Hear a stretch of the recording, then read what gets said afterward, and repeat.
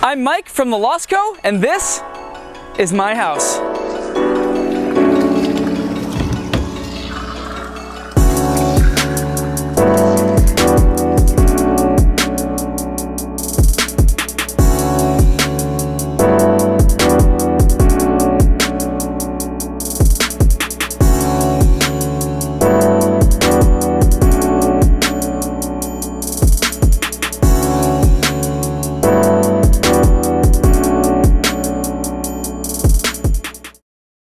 So I've been living in vans on and off for about 3 years now, and it all started when the last house that I was renting, my lease ran out and I was looking for a place, but while I was looking at how expensive rent was, I realized that I was never actually at my house. I was maybe there once or twice a week to sleep and shower, but the rest of the time I was always on the go, camping and riding bikes and doing bike things. So I figured, why not just save the money from rent and build out a quick camper van and live in that for the summer. So I spent about 2 or 3 weeks doing a quick camper van build in my old Ford Econoline, and while it was not the prettiest interior build, it was definitely super functional, and it really got my foot in the door when it comes to living in a van.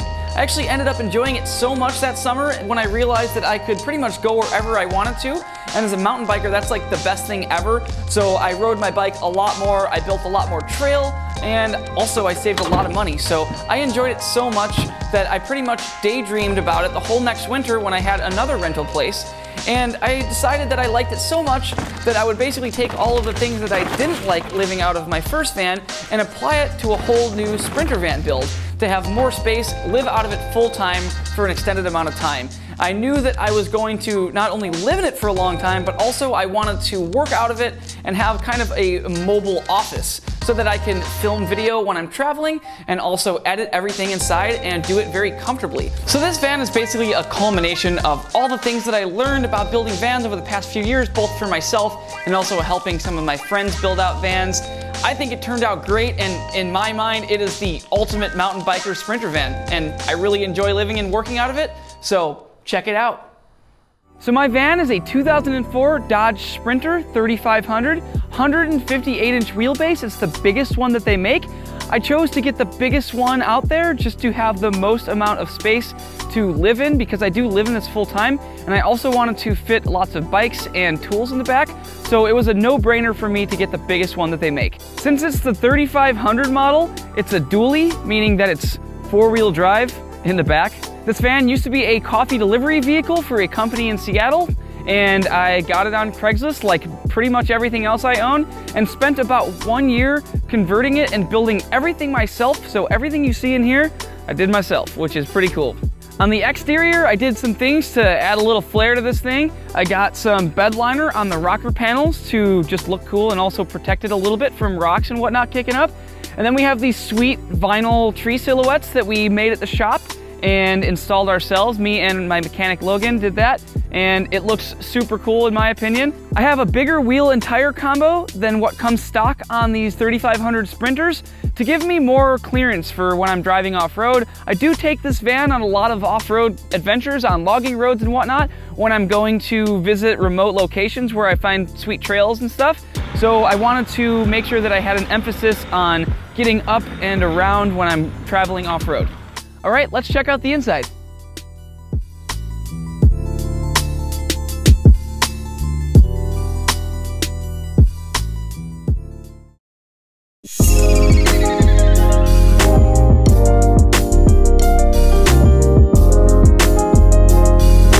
Welcome to the inside of my van. This is the third van or alternative living space that I've built, so I kind of knew how I wanted the layout to be. I wanted to make sure that I had a really big kitchen so that I could comfortably cook and cook as many meals for myself as I possibly could. And I also wanted to have a fixed bed so that I didn't have to like flip a bench around or something before going to sleep, so I could just hop into bed and call it a day. But I also wanted to make sure that I had a seating area where I can sit and work at comfortably on my laptop, but then I can also convert down into a little couch so that I can hang out and watch a movie on. I also wanted to make sure that I had lots and lots of room for storage in case I needed to bring spare bike parts with me or spare t-shirts or something when I'm on the road. So I got storage over the cab here. This is kind of anything goes, just a bunch of random stuff in that one. Up here, just going to be keeping a bunch of food items, just kind of things in mason jars, loaves of bread and whatnot. In here, just got pretty run-of-the-mill dishes. I don't have a lot because it's generally just me traveling. I could bring some spares though. And then up here, just have more food. Just got like some canned goods, and always have a ton of Lara bars with me whenever I go on a trip. Down below the countertop, I got another little storage area where I keep some bigger clothes items. I have mainly flannels and jeans and things that are a little bit bigger when they're folded. Also got my propane down here for my stove. And down here, I got my top loading fridge, which just pulls out on sliders. It's a dual zone, so this side is a fridge and this side I can make a freezer. And in here, I just kind of got the basics. It's generally always just gonna be a ton of vegetables and LaCroix. Gotta have LaCroix. And then in the center here, I just have a bunch of slide out drawers. Top, I just got utensils and some basic spices. This one I have like toiletries, pots and pans go over here. This one, I got a junk drawer, keep some camera equipment, just some random stuff, socks and underwear down there. And then the bottom one just has a bunch of just oversized food items and a strainer, things that don't really fit other places. So this is just kind of the anything goes for the kitchen stuff. And down here below the sink, got another little cabinet where I keep my drinking water. I just get filtered water at the grocery stores. That's 3 gallons, that'll last me a while. And then I have my gray water down here. This just drains straight from the sink, and then I can just take this out and drain it. Then I have my garbage and recycling bags down here. I got a small broom to clean up the van, and I have a dish towel drying rack, and that's that. Right here, I got a door that goes into a little separate storage compartment. Just keep like backpacks and shoes and stuff down there. And then on the door, I have my dual carbon monoxide propane gas detector alarm to keep me safe. Gotta have one of those if you're living in a van. And now for the kitchen, I have a big 8-foot work area so that I can comfortably cook. It is super nice cooking on this big open workspace right here. It's covered in stainless steel, so it's super stain resistant, and it's really durable, and it's just really easy to clean and keep up on. Over here, I got a small stainless sink. I have a cover that I just take off. Pop this switch right here, turn on the water, and boom, running water. Up above the sink, I have this really sweet paper towel holder that is like on a notched gear system so they don't unravel on me, which is cool. I got a fruit basket, also compatible with vegetables, as you can see. And right here I got my 2-burner stainless steel propane stove. I left it kind of open so that I can put like a big wok on here or a big pot or something and still have space to cook. So when I'm cooking, I just pop on the ceiling fan and open a window a little bit, and it just sucks a bunch of fresh air through the van and pulls all the carbon monoxide and condensation right out of the van, so it's nice and safe to cook in here. Here's my bed. It's a full-size 6-inch memory foam mattress, and it is very comfortable. Got a big comforter on top that's super warm, some flannel sheets, stay nice and cozy when it's chilly outside. Got a nice long window right here. If it's super hot outside, I could just crack this bad boy open, turn on the fan, and literally suck a vortex of air through here and cool it down like 10 degrees right away. It's really nice. For my wardrobe, that's right here. I just keep all my clothes here behind these sliding doors. And yeah, I just keep t-shirts and some folded shorts and riding gear up here. Keep my dirty laundry in the bottom. And then there's another space in the back here, which is actually completely empty. Just got a pair of swim trunks back there, but I have plenty of space in case I need to pack some spare stuff for a longer trip. And then last but not least, up here I have my solar charge controller. It's a MPPT charge controller from Renogy. I have 3 100-watt panels on the roof of the van, so 300 watts total. And I got a whole bunch of batteries, and all the wiring comes straight to this guy, and I can monitor where my batteries are at and see if I'm being charged and if I need to move to a sunnier spot. Up here, I wanted to be able to divide the cab, keep it warm up front or warm in the back, depending on how it is outside. So I got this insulated curtain here, and it's going to just kind of stuff away and clip onto these hooks. So when I'm camping and if I'm in a city or something like that, then you can't see what's going on back here. And it's not a total blackout, so I can have some light come through and wake up in the morning. And then down here underneath the seat, just tuck this curtain up, and I got my diesel heater down here with my thermostat controller, and I can get it seriously hot in here if I want to. This thing is awesome. It's super efficient. This thing is plumbed straight to the diesel fuel tank on board on the van. So I just fill up for a trip and don't have to worry about adding any other fuels to any separate tanks. Just turn this heater on and I stay super warm. It could be like negative 20 degrees outside. It's super warm in here. So I love that thing. It's a must-have. Now for the seating area, I have a small toilet which is mounted underneath the seat. So if you gotta take a poop in the middle of the night or you're on the road and you can't find a bathroom, slide this guy out, and it's a flushing toilet. I'd highly recommend having one of these. They're completely sealed, they don't smell, and it's just a must-have in my eyes. I love this thing. On this bench, I have it mounted to sliders on the floor. So you just pull this handle, slide this seat out, and it's gonna make a whole bunch of extra room. So another person can sit here and eat with me or work on the table with me. It's pretty sweet when this bench is slid all the way back because you're really close to the door. When it's super nice outside, I can sit here and work on my laptop and just pretty much be outside and look around, and it's really comfy. When that bench is slid all the way back, you can then take this table off of the wall and mount it in between both of the benches. I keep this cushion behind my driver's seat, and then there you go. Now it's a couch.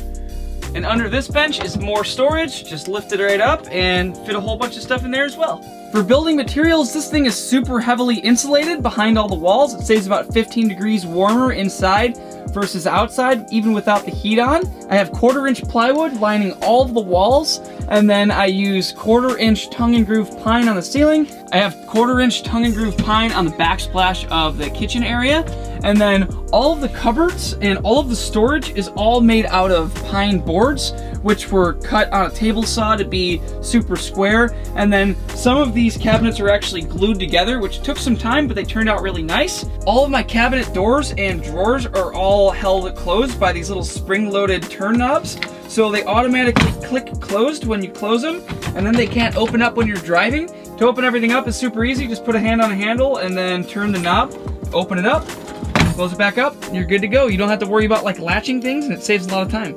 I wanted it to be super bright in here, so I have 6 super bright LEDs that are wired straight to this light switch right on the wall. And underneath the kitchen cabinets, I have a LED light strip, which is on a dimmer. So if it's kind of gloomy outside and I'm watching Harry Potter or a scary movie, I can dim these down a little bit, give it a little movie theater effect. And then I got one light that is above my bed, which dims depending on what I'm trying to do, if I'm trying to read or work or something in bed. So that's super nice. That was the interior living space. Now let's go check out the coolest part of the van, the garage.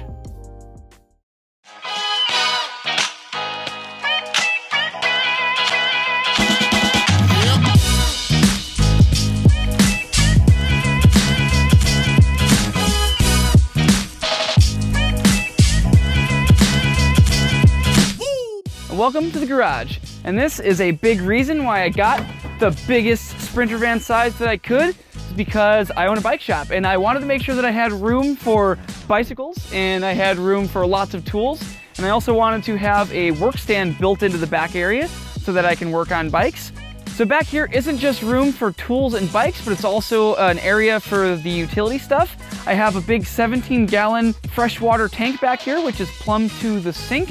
And I have a hose up here, which I can easily hook up to a faucet on the side of a building or at an RV fill-up station so that I can fill up my fresh water so I can do dishes and whatnot.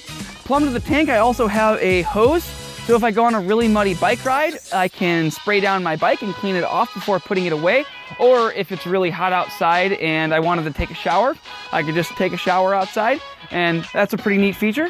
Up top, I built this wall to completely separate the living area from the back garage area, and I have magnet strips and bungees holding all of my tools on. These things are super stable and secure, they never move. It's really nice having all this space up here to easily organize everything. So if I do need to work on a bike in a pinch when I'm on a trip or work on a customer's bike, I don't have to fumble through a toolbox and I can just grab the tools right off of there. For bike storage, I can easily fit 2 full-size mountain bikes back here. I have 2 floor-mounted fork mounts, which the forks lock into so that the bikes don't move around when we're driving on logging roads. On this side, I store all of my clothes and helmets and pads. I don't have any crazy sophisticated systems over here. It's just kind of a organized pile. I wanted to keep it open, so if I did need to jam a bunch of stuff in the back of the van, I wanted to still have that ability to put a bunch of stuff in the back of the van. And I have ski racks up here, and I can carry a couple pairs of skis very comfortably and easily. And then also all of the wiring from the solar and all the accessories go straight down into this little compartment down here. In here I have 3 AGM batteries totaling 465 amp hours, so I can power all my accessories no problem when I'm completely off the grid, running just off of solar. And then I have a fuse box over here, and all of the accessories inside are all 12 volt. They all run to this fuse box and have an individual fuse for each one. I also have a waterproof floor in the garage, and everything is completely caulked and sealed back here, so it's waterproof. So if I go for a wet bike ride, my bike can drain and I don't have to worry about water running everywhere and getting behind the crevices and cracks. And then if I go for a ski trip and my skis are draining down on top of here, that is all waterproof as well. Thanks a ton for tuning in and checking out this van tour video of my van. Now, what do you guys think about my van? Would you live in my van? Is there anything about my van that you would change before living in it yourself? Drop some comments below. I would love to see what you guys think. If you enjoyed this video and you're new to the channel, hit that subscribe button with the little bell notification so that you don't miss out on any of our future videos. And if you're wanting to get some of this sweet Lost Co merchandise that I'm wearing right now and that I wore in the video, head over to our website at thelostco.com, and while you're there, pick up some sweet parts for your mountain bike. We would be more than happy to also help with any questions that you have on compatibility, availability, or pricing. So definitely feel free to give us a call at the shop, 360-306-8827, or shoot us an email to info@thelostco.com. Until next time, happy trails!